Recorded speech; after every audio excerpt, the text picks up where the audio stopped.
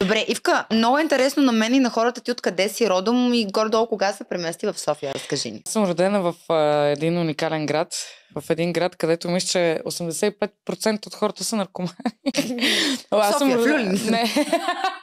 Не, аз съм родена във Варна. Преместих се в София преди 5 години, защото исках да занимаваме се с реклама вече, с пиар. Записах пиар в Нов български, който така и не успех да завърша, но това е наистина, да. То преди 5 години си дойдох в София и още иках. Имаше още, нали? Знаеш, че във Варна буквата Е и не я познаваме.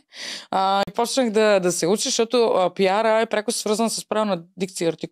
Ти, за да може да бъдеш посредник между дали фирма или публична личност и аудиторията, трябва да можеш да говориш добре. Почнах да ходя на уроци по дикция. Отделно от това, аз от много малка не може да казвам пък.